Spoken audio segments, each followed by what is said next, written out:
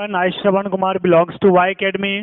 प्यारे बच्चों, plane geometry chapter में हम लोग चल रहे हैं और प्लेन ज्योमेट्री चैप्टर में बहुत सारी बातें आपको हमने डिस्कशन में रखी थी, बहुत सारी बातों को भी सीखा था।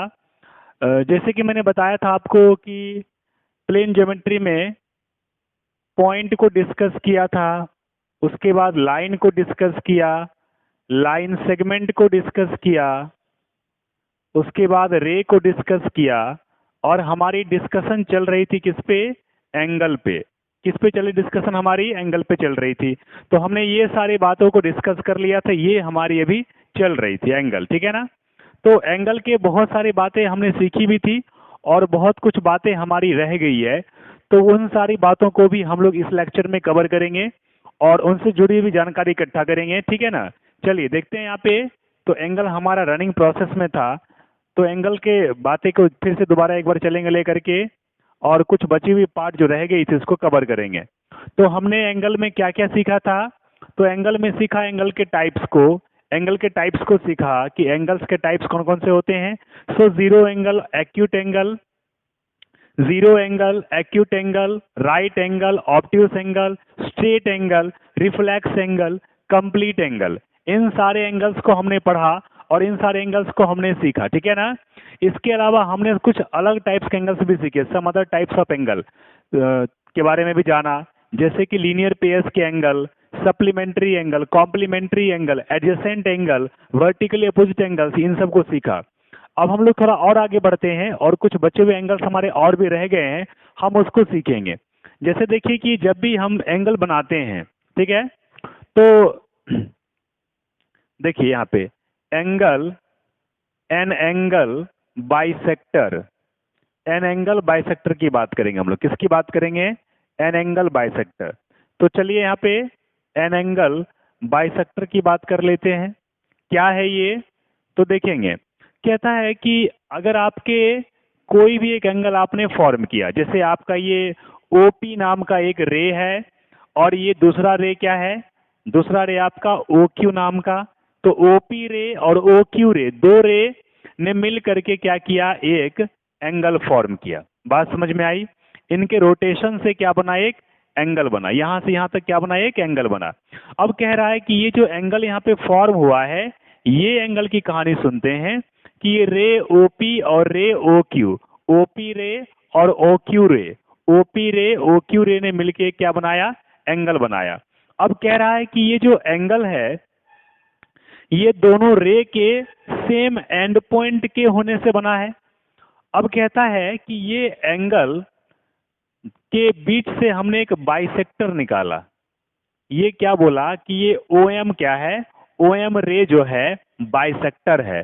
हमने लिखा रे OM, रे OM इज द बाइसेक्टर, रे OM is the bisector of angle POQ। ये जो एंगल POQ एंगल जो है, इसका ये OM क्या है? बाइसेक्टर, ठीक है ना।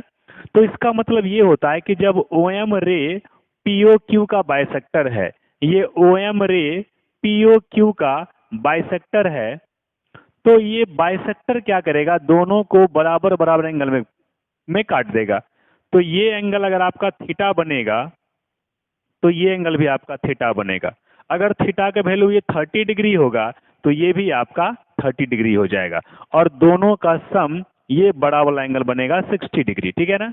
तो ये दोनों का सम ये 60 बना और हाफ हाफ किया। इसको बाइसेक्ट मीन्स क्या होता है?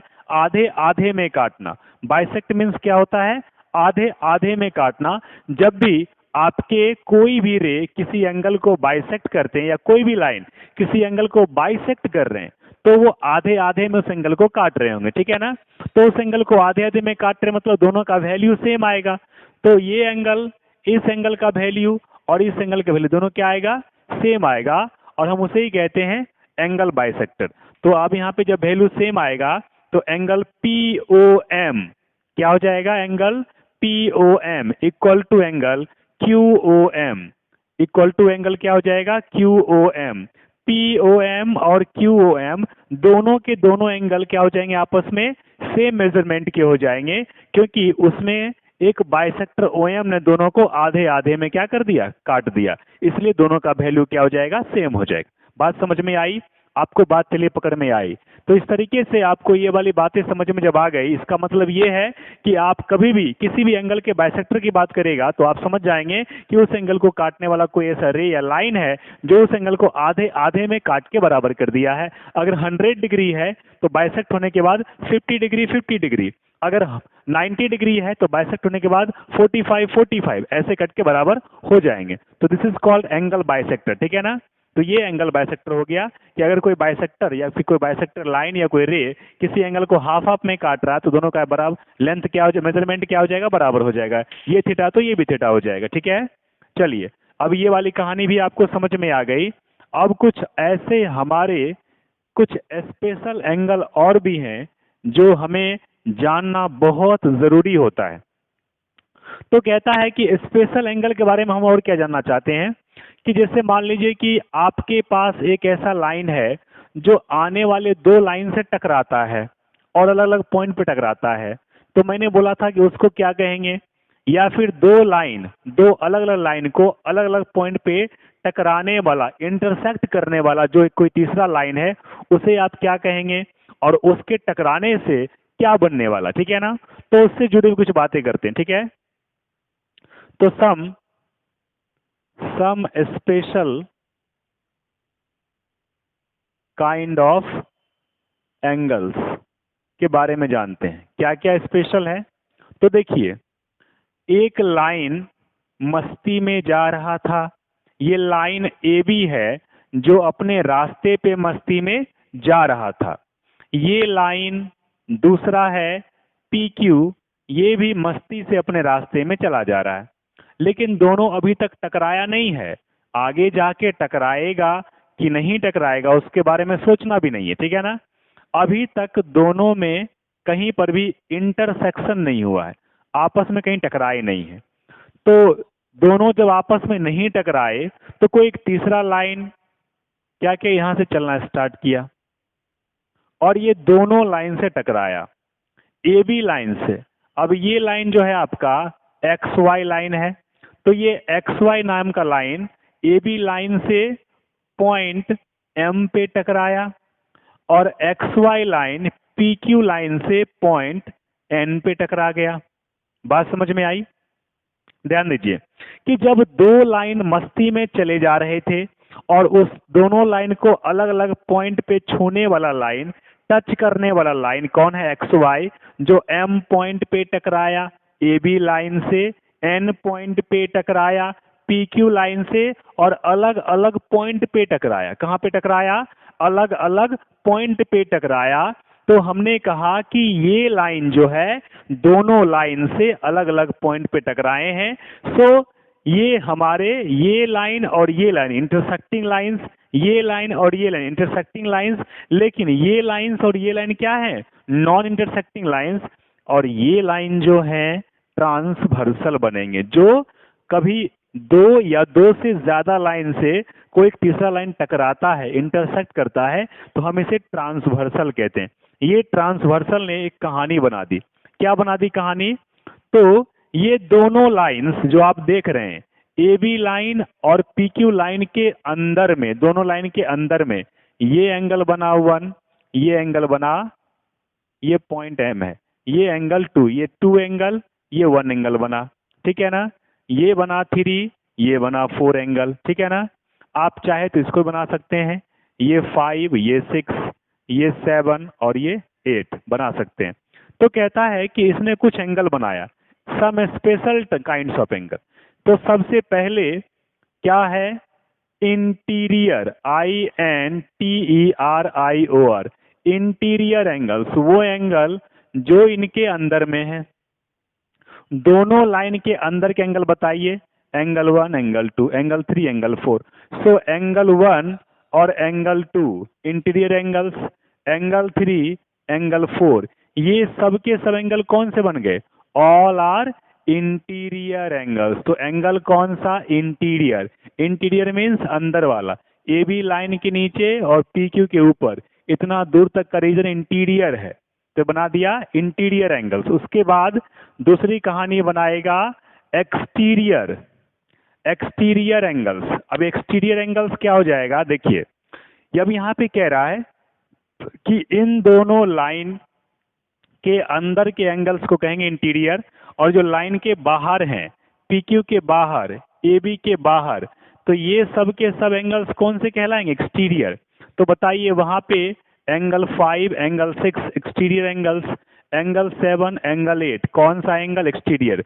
तो इस लाइन के बाहर ये दोनों एंगल एक्सटीरियर, इस लाइन के बाहर दोनों एंगल कौन सा, एक्सटीरियर। इधर के एंगल एक्सटीरियर, इसके नीचे का एक्सटीरियर, तो 5, 6 एक्सटीरियर, 7, 8। सो 5, 6, 7, 8 ये चारों एंगल कैसे एंगल हैं, एक्सटीरियर एंगल। एंगल कहाँ कहाँ बन रहा है, ये देखिए इसके बीच में, इसके बीच में, यहाँ और यहाँ बीच में, यहाँ और यहाँ बीच में। तो एंगल ये चारों के चारों एंगल कैसे कहलाएंगे, तो एक्सटीरियर एंगल्स कहलाएंगे, some special kind of angles, ठीक है ना। तो आपको इंटीरियर एंगल्स, एक्सटीरियर समझ में आ गया होगा।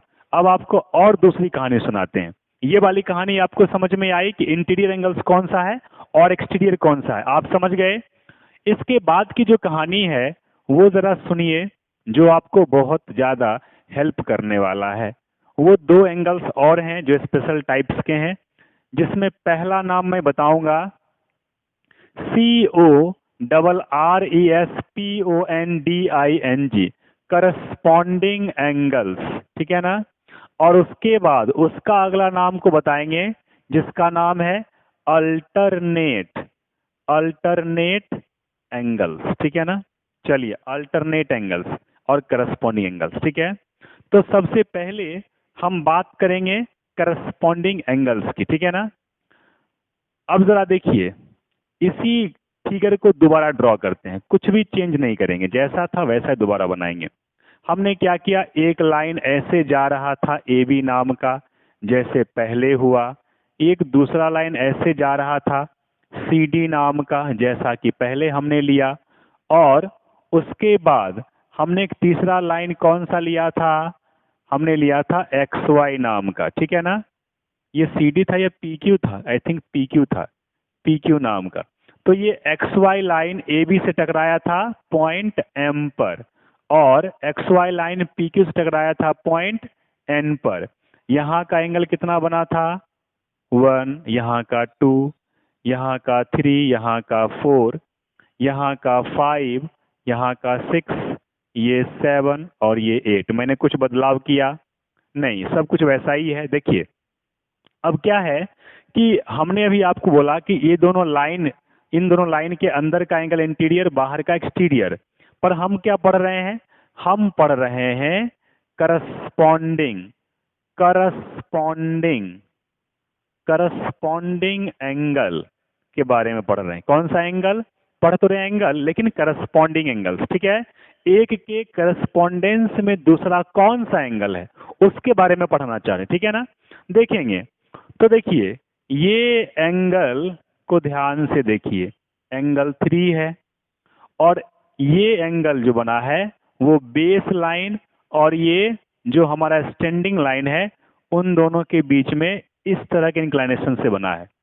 और इसके जैसा ही आप देखेंगे ये बेस एंगल, ये इंक्लाइंड लाइन जो है, ये दोनों के बीच में ये बन रहा है। तो 3 और 5 दोनों एक ही डायरेक्शन की तरफ बनता हुआ दिख रहा है, और एक ही जो है प्रोसेस में बनता हुआ दिख रहा है, एक ही पैटर्न पे बनता हुआ दिख रहा है। तो ये एंगल और ये एंगल कहलाएंगे करस्पॉन्डिंग। तो 3 के करस्पॉन्डेंस में कौन है, 5 है। सेम तरीके से ये 4 एंगल जो है वह 6 के करस्पॉन्डेंस में है। सेम तरीके से एंगल 2 जो है वह एंगल 8 के करस्पॉन्डेंस में है। सेम तरीके से एंगल 1 जो है वह एंगल 7 के करस्पॉन्डेंस में है, ठीक है ना। तो 1 के करस्पॉन्डेंस में 7 है, 5 के करस्पॉन्डेंस में 3 है, 6 के करस्पॉन्डेंस में 4 है, और 2 के करस्पॉन्डेंस में 8 है। तो करस्पॉन्डिंग एंगल क्या बनेगा, तो देखिए ध्यान से पेयर बनता है 3 का 5 के साथ। तो एंगल 3 का पेयर एंगल 5 के साथ करस्पॉन्डिंग एंगल का पेयर है। दूसरा 4 का 6 के साथ, एंगल 4 का करस्पॉन्डिंग पेयर एंगल 6 के साथ बना, ठीक है ना। तीसरा 2 का 8 के साथ, एंगल 2 का करस्पॉन्डिंग पेयर एंगल 8 के साथ बना। उसके बाद 1 का 7 के साथ, एंगल 1 का करस्पॉन्डिंग पेयर एंगल 7 के साथ बना। तो हमने देखा कि जैसे जैसे पेयर बने करस्पॉन्डिंग का, हमने वैसे वैसे पेयर बना दिए। 3 5 का बना, 4 6 का बना, 2 8 का बना और 1 7 का बना। हमने वैसे ही करस्पॉन्डिंग एंगल्स के पेयर्स बना दिए। So all these angles are pairs of angles are corresponding angles. बातें समझ में आई? चलिए, तो करस्पॉन्डिंग एंगल्स आपको समझ में आ गई होगी।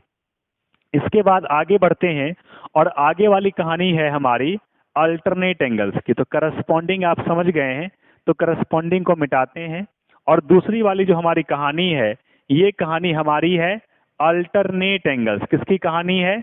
Alternate angles.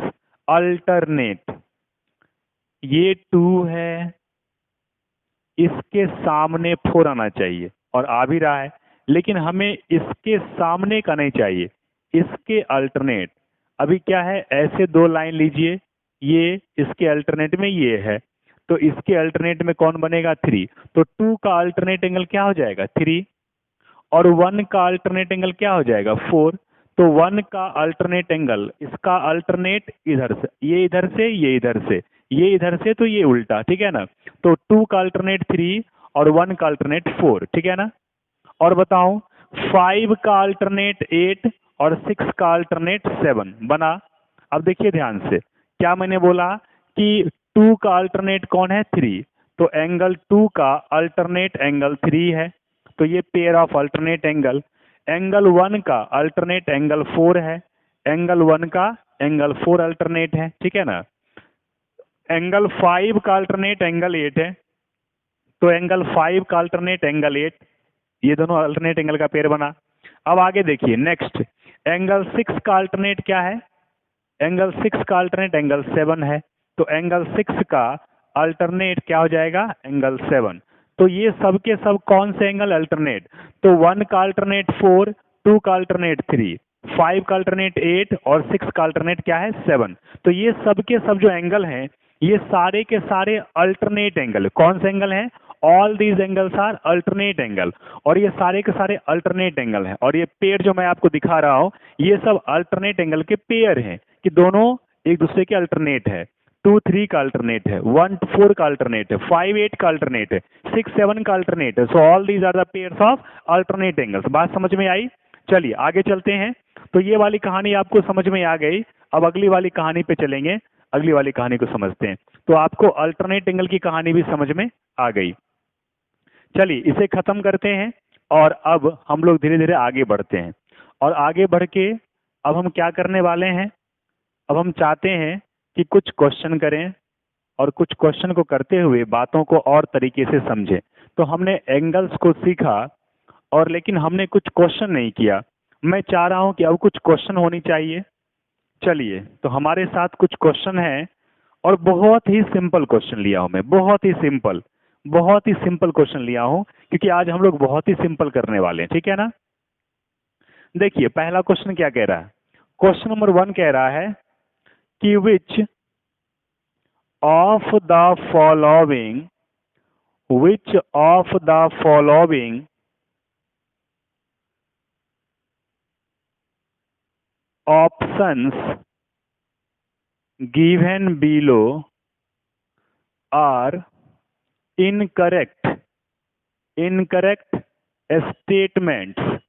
कौन सा दे रहा हमको incorrect statement? Number A, a ray has a midpoint, number B, a line has a midpoint, number C, chord of a circle has a midpoint, चलिए number D, perpendicular bisector of a line segment passes through its midpoint. चलिए क्या बोल रहा है यहाँ पे, question को जरा ध्यान से समझेंगे। क्वेश्चन ये कह रहा है कि which of the following options given below are incorrect statement. Incorrect मतलब कौन सा स्टेटमेंट गलत है। देखिए सबसे पहले हम बातों को पहले समझेंगे फिर बताएंगे। नंबर ए में ए रे हैज ए मिड पॉइंट, आपने एक रे बनाया, इस रे का नाम दिया ओपी। आपको लग रहा होगा कि ये ओपी का लेंथ ये है, इसका मिड पॉइंट यहाँ पे आना चाहिए, ठीक है ना, क्यू नाम का। लेकिन अगर ये रे है तो ये तो आगे बढ़ता जाएगा, तो फिर आपका ये मिड पॉइंट आप यहाँ देंगे गलत हो जाएगा। आप सोचेंगे यहाँ तक गया, अब यहाँ देते हैं तो ये और आगे बढ़ेगा। तो आप क्या करेंगे, आप रे का मिड पॉइंट तो नहीं दे पाएंगे, तो रे का मिड पॉइंट देना पॉसिबल नहीं है। तो ये आपका सबसे पहले इनकरेक्ट हो गया कि रे का मिड पॉइंट आप दे ही नहीं सकते, ठीक है ना। दूसरा, a line has a mid point. अब एक लाइन है, ये लाइन है आपका पी क्यू नाम का, आपने सोचा लाइन का यही लेंथ है, आपने यहाँ मिड पॉइंट देना चाहा एम नाम का। फिर आपने क्या देखा कि ये लाइन इधर बढ़ गया इतना दूर तक, ये लाइन यहाँ बढ़ गई यहीं तक। आपको लगा कि ये छोटा है ये बड़ा, मिड पॉइंट अब यहाँ होना चाहिए। तो आपने लाइन का मिड पॉइंट भी फिक्स नहीं कर पा रहे हैं, क्योंकि इसका लेंथ ही फिक्स नहीं है, तो मिड पॉइंट कैसे बताएंगे। किसी भी चीज़ का मिड पॉइंट आप तभी बताते हैं ना जब उसका इनिशियल पॉइंट और फाइनल पॉइंट दोनों फिक्स हो जाए, तो उसका आप एक मिड पॉइंट लेते हैं। लेकिन जब ये लेंथ ही फिक्स नहीं है तो मिड पॉइंट कैसे बताएंगे। तो आपको लाइन का मिड पॉइंट भी बताना पॉसिबल नहीं लग रहा है, तो ये भी इनकरेक्ट हो गया। अब आगे क्या बोल रहा है, chord of a circle has a mid point. आप कोई भी सर्कल लेंगे तो उसका कॉर्ड, अगर ये ए बी नाम का कॉर्ड है या कोई डायमीटर ही सबसे बड़ा कॉर्ड ए सी नाम का है, तो इसका मिड पॉइंट फिक्स हो सकता है। इसका भी मिड पॉइंट कुछ ना कुछ हो, क्योंकि इसका लेंथ फिक्स है तो इसका कुछ ना कुछ मिड पॉइंट होगा, वो फिक्स हो जाएगा। तो यहाँ पे इस ये वाला सेंटेंस आपका सही है कि कॉर्ड, सर्कल के कॉर्ड का मिड पॉइंट पॉसिबल है, ठीक है ना। अब आगे D number, A perpendicular bisector of A line segment passes through it's mid point. अब देखिए एक क्या है, ए बी नाम का लाइन है और यहाँ से एक दूसरा लाइन पास किया है जो इस पे परपेंडिकुलर भी है और दोनों को आधे आधे में काट भी रहा। तो ये पॉसिबल है कि एक लाइन क्या कर सकता है, किसी दूसरे लाइन को, लाइन सेगमेंट को क्या कर सकता है, परपेंडिकुलर भी बना सकता है दूसरे के साथ और बाइसेक्ट भी कर सकता है, क्योंकि ये लाइन सेगमेंट है, तो ये पॉसिबल है। तो सी और डी आपका करेक्ट स्टेटमेंट है और ए और बी करेक्ट नहीं है। तो आपको क्या बोला है कि चूज करना है कौन सा इनकरेक्ट है। So A is incorrect, B is incorrect. आपके दो ऑप्शन सही आ रहे हैं, ये दोनों आपके इनकरेक्ट हैं, ठीक है ना। चलिए नंबर ए वाली कहानी आपको समझ में आ गई। अब अगले क्वेश्चन की कहानी को लेते हैं। अब अगले क्वेश्चन की कहानी को पढ़ेंगे। क्वेश्चन बहुत ही सिंपल था, आपको समझ में आया होगा। अब अगले क्वेश्चन को देखेंगे, वो और भी सिंपल है, उसको भी समझेंगे, उसको भी सीखेंगे। देखते हैं क्या है क्वेश्चन, क्या कहना चाहता है क्वेश्चन, क्या कहानी है क्वेश्चन की। चलिए देखिए क्वेश्चन नंबर सेकेंड पे आइए।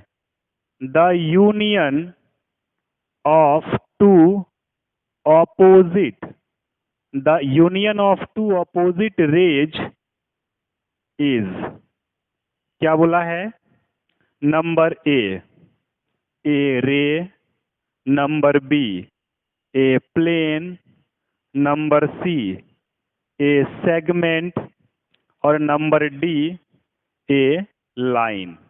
देखिए क्या बोल रहा है, यूनियन मीन्स क्या होता है, जुड़ना।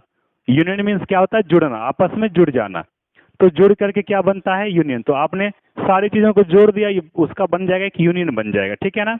तो कहता है ए रे, एक रे, एक ray, the union of two opposite rays, दो अपोजिट रेज जुड़ेंगे, एक रे इधर से और दूसरा इधर से।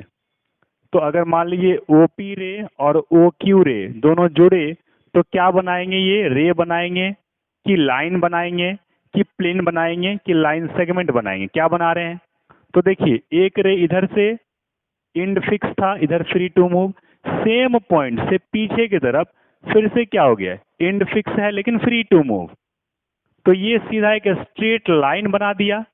अब उधर भी रे इधर भी रे, तो ये दोनों रे मिलके क्या बन गया, लाइन। तो आप क्या करेंगे, a line, the union of two opposite rays, दो अपोजिट रेज में, दो अपोजिट रेज मिलके क्या बनाएंगे, लाइन फॉर्म कर देंगे, क्योंकि दोनों मिलके क्या बना दिए, लाइन। अब ये लाइन क्या होता है, एक स्ट्रेट पाथ होता है और हैविंग नो एंड पॉइंट्स, दोनों बढ़ता ही चला जाएगा दोनों दिशा में, ठीक है ना। तो ये ऐसा लाइन में ही हो सकता है, तो लाइन इसका आंसर हो जाएगा, ठीक है। चलिए अगले क्वेश्चन पे आते हैं। अगला क्वेश्चन क्या कहना चाह रहा है उसको देखेंगे। नेक्स्ट क्वेश्चन है, क्या कहता है question number next, which information out of the following determines a plane। कौन सा इंफॉर्मेशन प्लेन के बारे में बता रहा है। Number A 3 collinear points, number B 2 points, number C 3 non collinear points, number D 1 point. ध्यान से देखिए कि कह रहा है ये 4 ऑप्शन आपको दिया गया है, तो which information out of the following determines a plane, तो कौन सा, चारों में से कौन सा इंफॉर्मेशन आपको प्लेन के बारे में कह रहा है। प्लेन जानते हैं ना, प्लेन क्या होता है, प्लेन जो है वह एक क्या होता है, फ्लैट फेस या सरफेस होता है जो एक्स डायरेक्शन में भी और वाई डायरेक्शन में भी इनडेफिनेटली बढ़ता जाता है। ये इधर भी बढ़ता रहेगा, नीचे भी, पीछे भी और आगे भी, ये पूरा प्लेन बन जाएगा, इसी को प्लेन कहते हैं।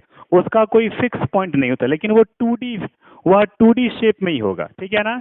या तो वो क्या करेगा, लेंथ वाइज बढ़ेगा या ब्रेथ वाइज बढ़ेगा, उसमें हाइट नहीं होती, तो वो प्लेन फ्लैट सरफेस होता है। तो 3 कॉलिनियर पॉइंट्स, कॉलिनियर मीन्स क्या होता है, जब एक ही लाइन में 3 पॉइंट आ जाए, तो एक 1 डायरेक्शनल की बात हो रही है, तो ये 1D की बात हो रही है। 2 पॉइंट, 2 पॉइंट जुड़े तब भी 1D की बात हो रही है।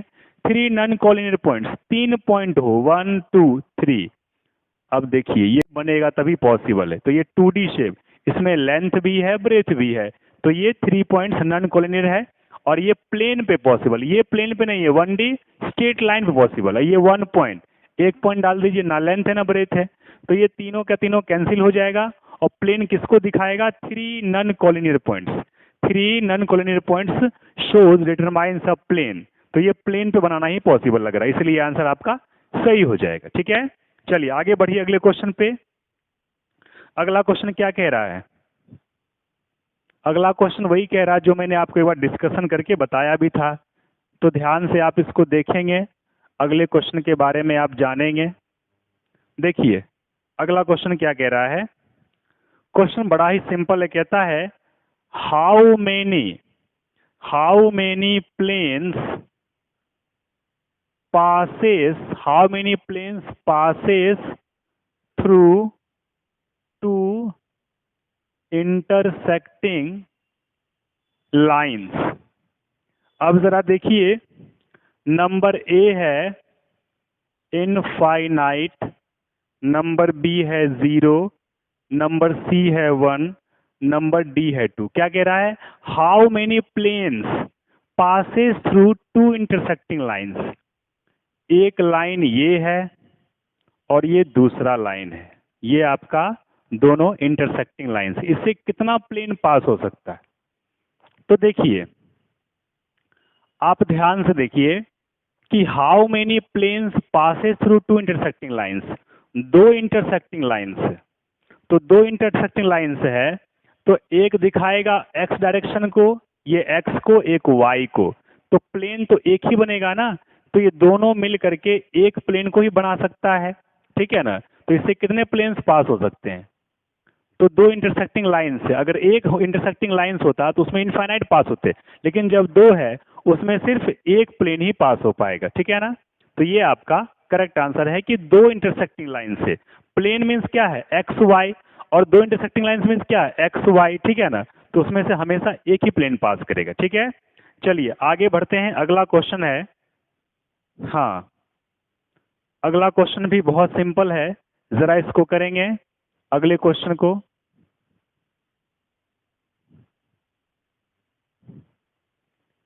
हाँ जरा देखिए क्या बोल रहा है, कहता है the measure of the complementary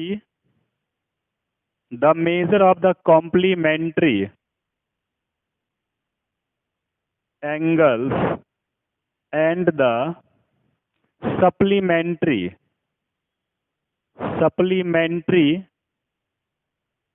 angles of a given angles are x degree and 4x degree respectively. What is the measure of the given angles? What is the measure of the given angles?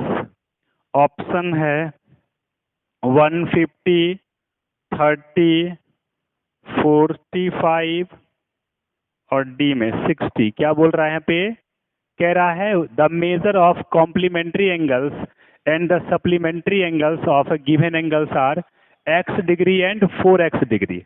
तो complementary angle का क्या बोला है, complementary angles of किसका, कोई एक angle लिया गया। तो कहता है what is the measure of the given angle, उस एंगल का। तो कॉम्प्लीमेंट्री एंगल में जाने से पहले हमें गिवन एंगल्स की बात पहले करनी चाहिए। तो बताइए कि गिवन एंगल्स क्या है। तो लेट गिवन एंगल्स को आप क्या मानेंगे, गिवन एंगल्स को आप मान लीजिए P मान लीजिए। अब कहता है P का कॉम्प्लीमेंट क्या हो जाएगा, सो कॉम्प्लीमेंट ऑफ P क्या हो जाएगा, बोल रहा है ना the measure of the complementary angles and the supplementary angles of a given angles are x degree. तो मेजर ऑफ कॉम्प्लीमेंट्री एंगल्स, तो ये आपको क्या मिल गया, P का कॉम्प्लीमेंट क्या मिल जाएगा 90 माइनस P, वो आपको x के बराबर दिया है। और उसके बाद सप्लीमेंट ऑफ P क्या हो जाएगा 180 माइनस P, जो कि आपको 4x के बराबर दिया है ना। तो आप क्या करेंगे, आप जो है माइनस कर लीजिए। Now 4x minus X equal to 180 minus P minus 90 plus P आएगा आपको, ठीक है ना। P से P कटा, 180 माइनस 90 क्या दे देगा 90, और 3x equal to 90, x equal to 90 by 3 क्या मिला आपको 30। सो x का वैल्यू मिला आपको 30। सो 30 का कॉम्प्लीमेंट चाहिए आपको, क्या हो जाएगा, so complement of 30 degree equal to 90 minus 30 बराबर 60, और 60 ही आपका क्या हो जाएगा गिवन एंगल, 60 डिग्री क्या हो जाएगा आपका given number. So D is the correct answer. So 60 is the given angle. चलिए प्यारे बच्चों, और भी क्वेश्चन हम लोग करेंगे अगले लेक्चर में, इस लेक्चर में इतना ही रखते हैं। और जो भी बातें हमने सीखी है उस पर ढेर सारा क्वेश्चन बनाएंगे, सॉल्व करेंगे और उसके बारे में जानेंगे और सारे कंसेप्ट दिमाग में रखेंगे। क्वेश्चन सॉल्व करते टाइम उसी कंसेप्ट को बार बार रिपीट करेंगे और उसको एनालाइज करके और सारे क्वेश्चन को सॉल्व करेंगे। आज के लेक्चर इतना ही रखते हैं, अगले लेक्चर में फिर से कुछ क्वेश्चन लेके आते हैं, difficult question, simple question, high level question, और उसको करेंगे सॉल्व। तब तक के लिए थैंक यू वेरी मच, बहुत बहुत धन्यवाद।